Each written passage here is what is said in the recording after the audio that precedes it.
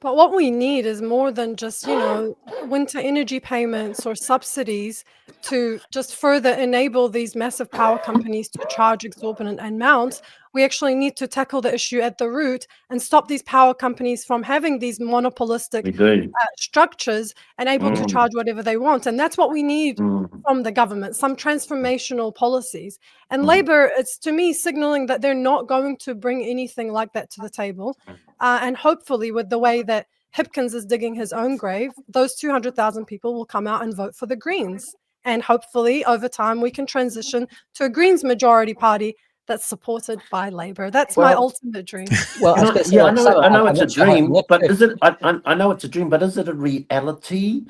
Why is it that the Greens don't do particularly well in Mangere, in Manurewa, in Papakura, but they do okay at Epsom, they do okay in Auckland Central, but when it comes to the sort of quite important working class issues, there's not the traction there. So I'd like to ask you why that happens.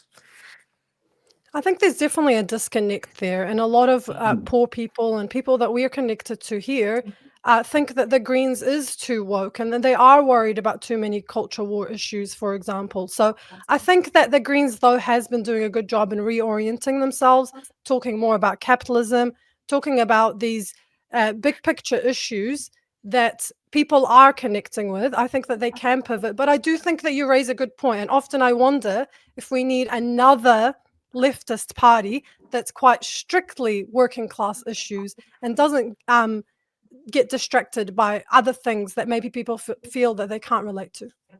One of the problems, I mean, Craig, you're probably better than me to speak to this, so correct my incorrect statement. But one of the problems seems to be that the working class don't really seem to exist anymore. I mean, if you see who the working class were 50 years ago in the factories, that was the blue collar worker. A lot of those roles don't exist anymore. So I actually think the makeup of who the working class are is different today from the traditional roots. So who quote unquote owns the working class vote now, Craig? Well, I'd say first things first is that the working class are people who work, who have to Yeah. trade their time for their labour for cash, right? And those who own capital aren't the working class, right?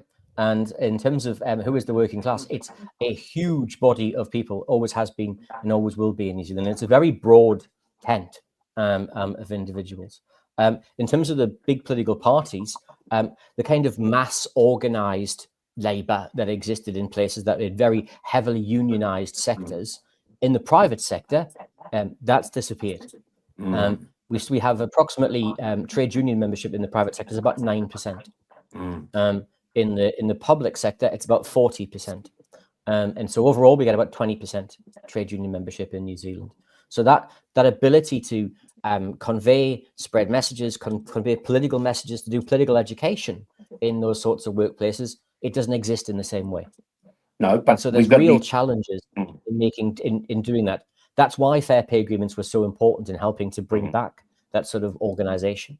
It's but, why mm, organizations like the Trade Union Education Authority that we used to have mm, in the 80s, 90s, and early noughties will be so important in helping to bring back that sort of communication and the central mission of progress and being able to communicate both ways so that political parties can see what the needs of workers are because they're communicating with them more regularly, and workers are able to communicate to political parties what's actually important to them and how in their day-to-day lives policies can make a real difference. And that's where I still think the Labour Party still has a really important role and still is a really important organization in helping to channel that conversation and to deliver the alternative message to the National Party, which is the party of organized capital. And we're seeing that with the tax changes that have been made at this election. The landlord tax changes didn't come about by accident. They came about because organized capital created them. We have a job of work to do at the next election to make sure that in the Labour Party, we're speaking to the issues that really matter for workers, which are the cost of living, which are the health service, which are housing.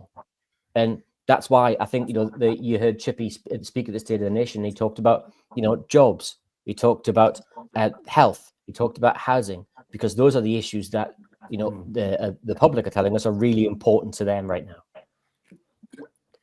Can I just quickly add something to my last answer to Shane, please? In Sure. terms of that perception of the Greens, being out of touch, I do think that it has in very large part to do with attacks like the one we just saw on Tamitha Paul, the media hysteria, and the way that politicians often frame the Greens as being silly, have stupid ideas, or have insane or radical ideas. So I think that's a big part of why they don't receive more support. I think if they were Yeah, framed well- fairly, as well as Te Pāti Māori, like I remember sitting down with my parents about Te Pāti Māori, they weren't convinced, they thought they were radical, sat down, actually looked at their policy profile, and by the end they were like, they actually have the best policies. I actually think these guys are the most reasonable guys. Well, that's like there are a lot of people who think the Greens tax policies at the last election were superior to all the others. Certainly gave more tax breaks and certainly gave more money back than Nationals did, but no one knew about them because they were considered sort of, as you say, a bit silly. These guys don't know money; they're just all about trees and stuff. So but then again, that's on the Greens. They need to change that perception, and obviously the opponents of the Greens are going to keep driving into that perception because they want it to stay. So that's sort of their job. It's their job to advertise their product and educate the system, as hard as that sounds.